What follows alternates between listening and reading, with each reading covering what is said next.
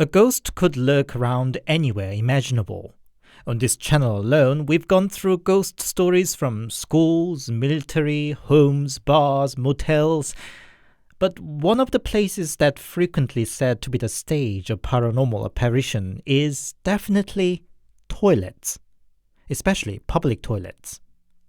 Damp, often dirty and drab. Indeed, I guess it's not a surprise that public toilets are used as a backdrop of various shady, spooky, or even violent scenes in films, even when it's not strictly in a paranormal context.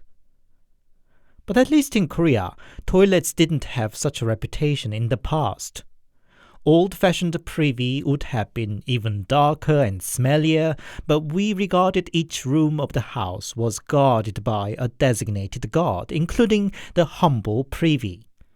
Actually, together with 조왕신, the goddess of kitchen, 측신, the goddess of privy, are two of the most often mentioned among such guardian gods of our household. Unlike the kitchen goddess who cares for food and fire and is often depicted as motherly and neat, the privy goddess is somewhat creepy and temperamental. Nonetheless, she is still a goddess, and her fiercely territorial nature was sometimes even highly regarded as a force that keeps the house safe from passing evils and plague. Probably for that reason, there are surprisingly few ghost stories from these old privies. What changed for comparatively cleaner and brighter modern toilets then, that there are so many stories about unholy encounters from them? I imagine it has to do with the aspect of our modern lifestyle. In the past, toilet business would have been some of the most private moment, but now we often have to deal with it in the public space. The thin panels and flimsy door of toilet cubicle barely keeps our privacy, and it doesn't take away the inherent discomfort to expose our most shameful and vulnerable moment in the public space. Considering horror is often strongly related to taboos and our innate discomfort, public toilets are bound to conjure the sense of horror. Or, in more paranormal sense, it is said that ghosts love to occupy a space as their own, just like living humans. Public toilets are frequented by people, but not actually occupied by any of them. So these spaces are unclaimed for, especially if we consider each cubicle as an empty room, toilets would be an ideal place for ghosts to take over indeed. So today, here are 6 allegedly true ghost stories from Korea that took place in public toilets. As always, handpicked, translated and narrated by your host, Anthony.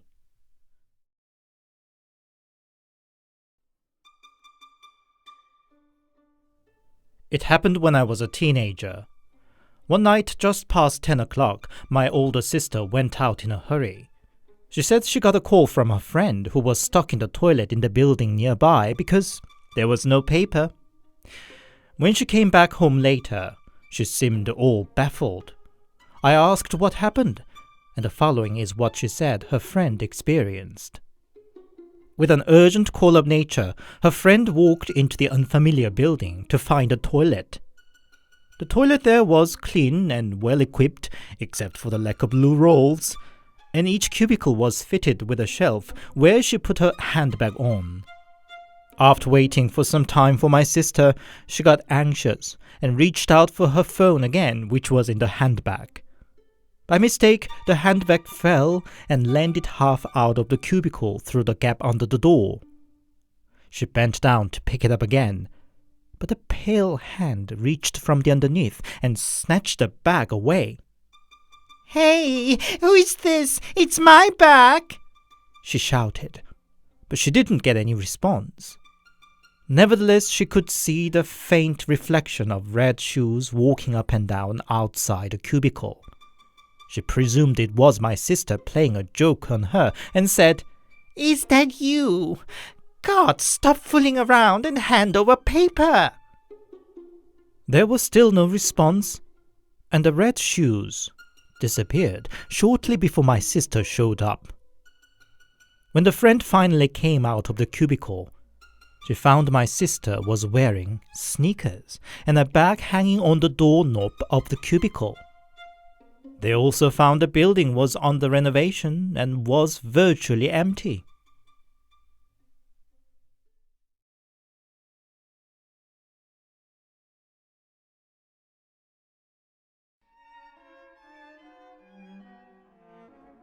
When I served in Community Defense Force, I worked part-time in a local petrol station. Unlike usual military service, Community Defense Force worked basically 9 to 5. It was technically forbidden to take a side job while on military service, but I badly needed to earn my own pocket money. The late evening shift from 6 to midnight at the petrol station was for that reason ideal in my situation. In that outskirt of the small town, there wasn't hardly anything other than the petrol station and the adjacent rest station. The rest station closed at 9, so there hardly was any traffic past 8 in the evening.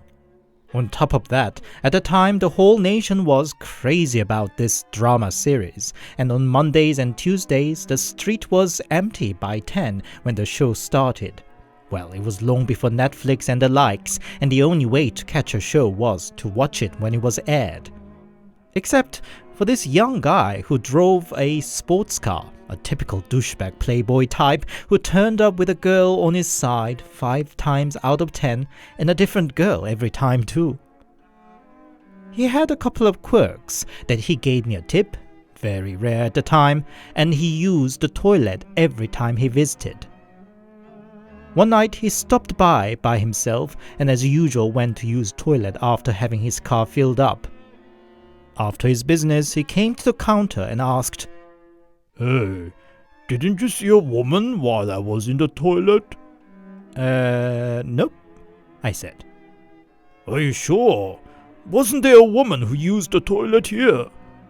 No, you know you are the only one out and about when this TV show is on. And then, isn't there any female staff who stays in the rest station overnight? Not that I know of. All the staffs there are locals and go back home after 9. I started wondering what this guy was on about. After a short silence, he opened his mouth again. "Is the toilet here haunted then?" What? "You see, while I was in the cubicle minding my own business, I heard some woman humming a tune." No way. Look around. There's nothing else here. No woman would be getting around at this time of the day. "But I heard it. She was right in the man's room." You must have misheard it. Are you getting enough sleep? "It's not me. It's the second time I heard it too. Go and check it out yourself." I grumbled to myself, but he's the only customer who tipped me, so well. I checked the toilet, cubicle by cubicle. No one and nothing.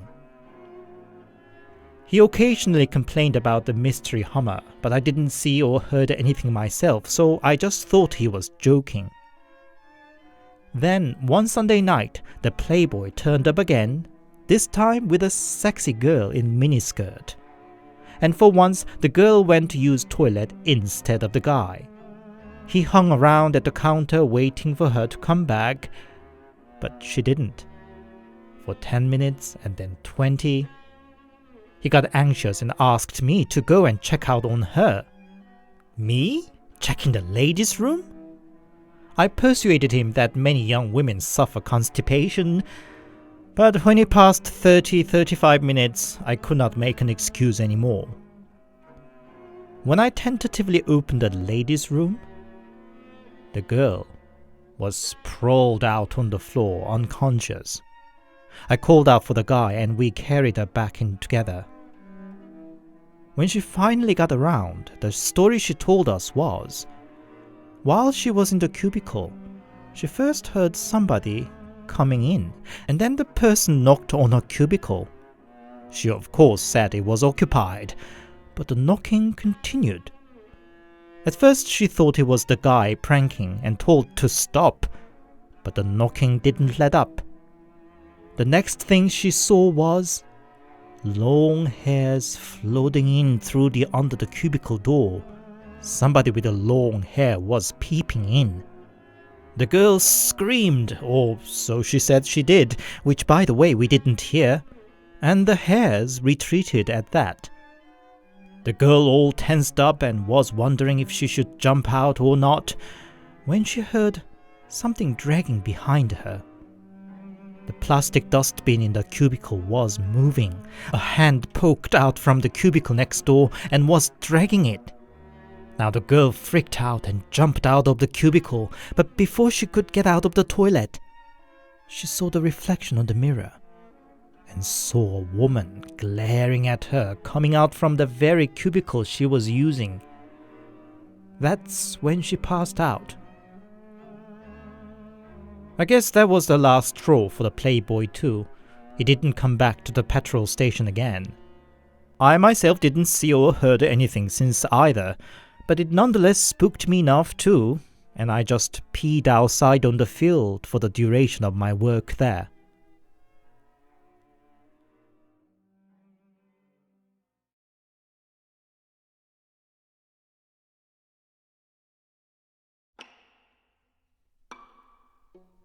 A couple of months ago, I worked part-time at a fast food restaurant.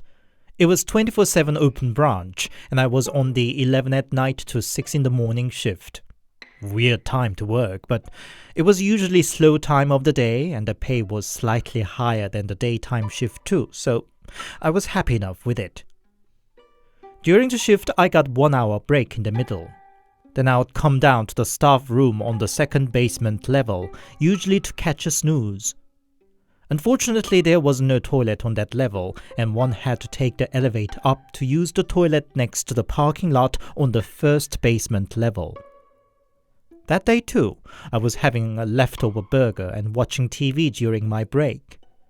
All was fine until I suddenly felt the urgent call of nature, the kind I could not hold a second longer. So I rushed to the toilet 1 level up. The toilet was a small one for both genders, with a single urinal and a single cubicle. Fortunately, there was nobody at 1 o'clock in the morning, so I jumped straight into the cubicle. Despite the urgent call, I somehow could not push it out easily, so lighted a cigarette to help myself, when somebody knocked on the cubicle door. I quickly finished my business and came out of the cubicle. Nobody was there. He or she might have had it too urgent to have waited for me to come out. I shrugged, washed my hands, and opened the door of the toilet. Right behind the door was a woman, a petite one, who came just about my chest height. She seemed drunk and staggered into the toilet, lightly bumping my side. "Excuse me," I said, but she didn't react and just walked into the cubicle. Well, whatever. I was on my way back to the staff room and realized in my hurry I left a pocket-up cigarette and my phone in the cubicle. I waited outside the toilet for the woman to come out for 10 minutes and then 20. My break was nearly over, but there was no sign of her. Might she have passed out inside, perhaps? In any case, I could not wait any longer, so I walked in and knocked on the cubicle. No reply. Did she really pass out? Before I could knock again, I was startled by the toilet door closing by itself. A sense of chill made me a bit bolder, so I called out, "Excuse me, I left my cigarette and phone inside. Could you hand them over, please?" No reply. But then somebody loudly knocked on the toilet door. I was startled once again.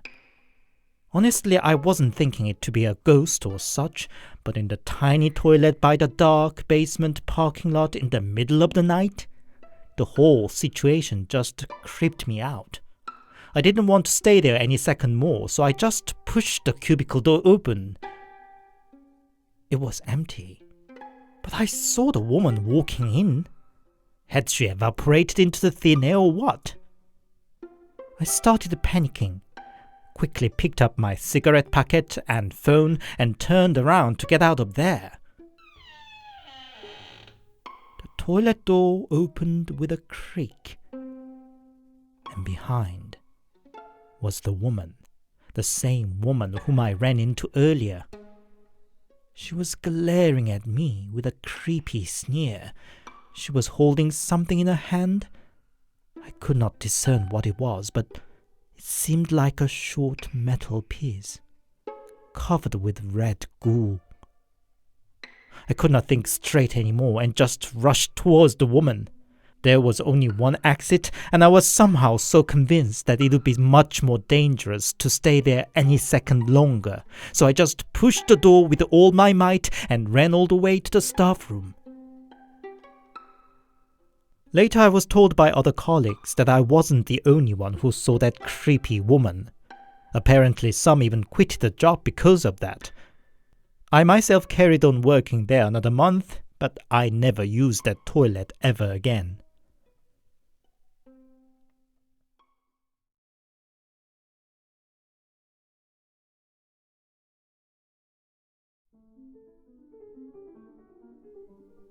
I wanted to major art in university, so for a time I attended an art studio. One night I stayed there late with a friend to practice drawings.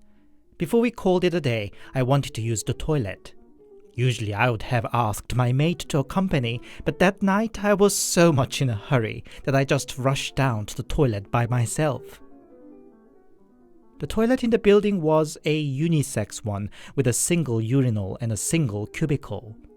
And unusually, the cubicle door was made of frosted glass. Its latch was broken at the time, so I locked the toilet door instead before I got on with my business in the cubicle. And then I noticed the shadow of a man standing in front of the urinal outside. At first I didn't think much of it until I remembered I locked the toilet door. Before I could think further, the shadow approached and tried to open the cubicle door. At that point, I was thinking it might be a pervy molester, so held onto the knob from the inside. "It's occupied!" I shouted. The guy outside didn't respond and just kept trying the door. With my trousers still down and desperately holding onto the flimsy ledge, I was terrified. I didn't know it was a man or a ghost, but it was terrifying equally in either case. After some time, I felt him finally letting go of the door. Instead, he seemed to pushing his face up to the glass door, his facial features getting clearer as he did. I was about to scream when suddenly the face disappeared, and all I could see was the empty toilet outside. Yet I could not dare to step out. In the end, I could go out when my friend yelled my name from the outside the toilet. The toilet was indeed empty, and once again realized the toilet didn't even have a window apart from the tiny ventilation hole on the ceiling. The toilet door was indeed left locked too. Many years passed, but I'm still apprehensive when I have to use a unisex toilet for the memory of that pervy ghost.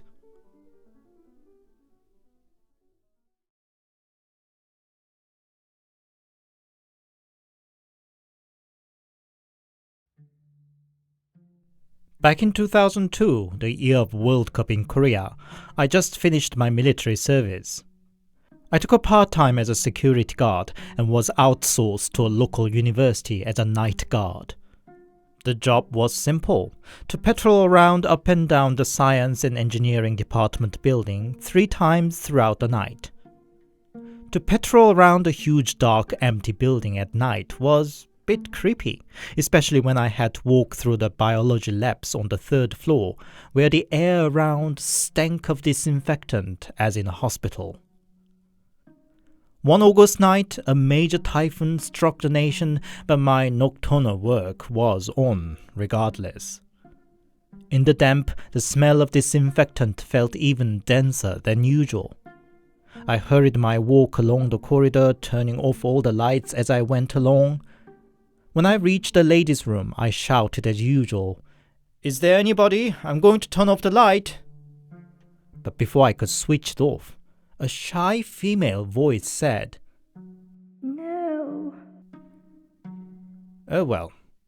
I just replied, "Please make sure to turn off the light when you are done," and moved to the men's room to turn off the light there.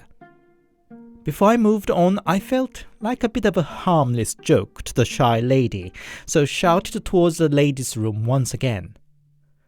Please make sure to turn off the light, otherwise I get a write-off, okay?" I just giggled to myself. But something felt odd. It was too quiet and felt empty. "Okay?" I asked again to make sure. Silence. I carefully walked in and knocked on the cubicle doors one by one, and they were all empty, all 4 of them. Hair stood on ends. Could she have gone already? But couldn't be. It took me a few seconds to check the men's room, turn off the light, and come out again. To shake off the creepy feeling, I put on my earphones and turned up the volume. I was reluctant to turn off the light, that something might appear in the dark, but a job is a job. I placed my hand on the light switch, all ready to run out of the toilet as soon as the light was off, when I heard something over the loud music in my ears. A faint yet clear voice saying, "Keep it on." But my fingers had already switched the light off. I froze there for a second, but quickly shook myself up and hurried out. When I finally reached the exit of the building and saw the street lamps outside through the glass door, I sighed of relief.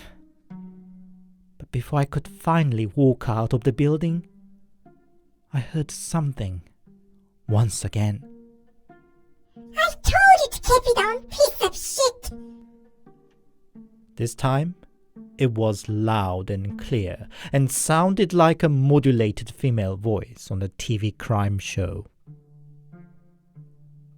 I told what happened to my boss and friends, but nobody took me serious. In the end, I quit the job at the end of the month because I could not dare to walk into that building again.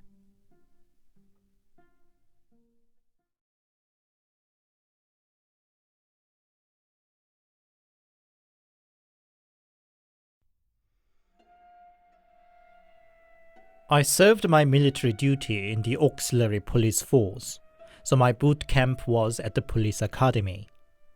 Every night, 3 night watches were on each floor, 2 at each end of the corridor and a third one in the middle where the main staircase located. One night, already in bed, I heard a thud, like something falling to the ground. I didn't think much of it and tried to go back to sleep, but not long after, we were all woken up by a loud scream. We were not supposed to leave our rooms, but curiosity got better of us and looked out to see what happened. There were 2 guys fainted on the ground, one inside and the other outside the toilet. They were both in full uniform, meaning they must have been on the night watch duty. Soon the drill instructors rushed in, carried the fainted 2 out, and we were all told to shut up and go back to bed. Next day, we were just told the 2 were sent to hospital. Strangely, from the night on, we were instructed that all 3 night watches should now position themselves at the center of the corridor and stay together. It was clearly a weird order, so we all turned to the 3rd night watch from the last night. Unfortunately, he didn't know what happened himself. All he said was that 3 watches were gathering in the middle position, against the rule, just to chit-chat together and beat the long, boring hours on duty. And then they heard some noise from the toilet. Every trainee had to first report the night watch before they went to toilet during the night. But they thought to let it pass. After all, 2 of them were not keeping their designated position. But after a long while, the sound of tap running carried on from the toilet. Was somebody still in, or was it just the last one forgot to turn off the water? In the end, one watch went to check in, but the other 2 heard a thud as soon as he disappeared into the toilet. The other watch soon followed to check what was going on and let out a scream which woke us all up. The 3rd watch rushed over, only to find they both fainted, the first one inside the toilet and the second one at the door. Those 2 didn't return until we finished our training, and we had to leave the academy not knowing what happened that night. About a year later, I was on the night shift in the auxiliary police force together with a colleague who was junior to me by 1 term. Out of boredom, I talked about this mystery incident from the police academy, and my junior colleague said, while he was on training there, he shared a room with a guy back on the training because he couldn't finish in the previous training term. That's right, he was one of the very guys who fainted during the night watch. And from my junior colleague's account, I could finally learn what happened that night. He was the 2nd watch who went to check in the toilet. In the dark toilet, he heard some swishing noise as if something dragging along the floor. When he turned on the light, the first thing he saw was his colleague fainted on the floor, and the next thing was a legless woman crawling over to him just using her arms. It still could have been just a hallucination if my junior colleague had not seen that woman at the academy himself. One night he sneaked out to the balcony to have a quick cigarette and saw a woman with a long hair and an impossibly short stature crawling over to the gate in a mad speed.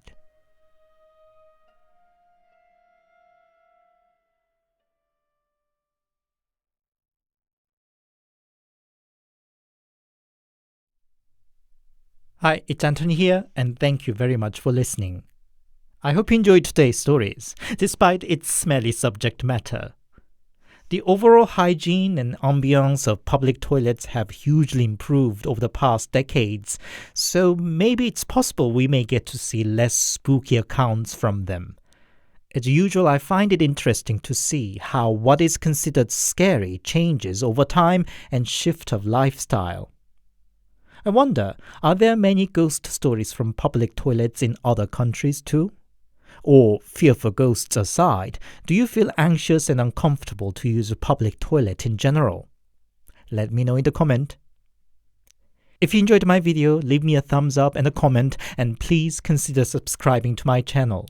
If you'd like more direct support, I have also Buy Me a Coffee account. The link is in the description. As an individual content creator of a tiny little channel, every single like, comment, sub, and donation means a lot to me. Thank you very much. I'll come back next week. Stay safe and take care.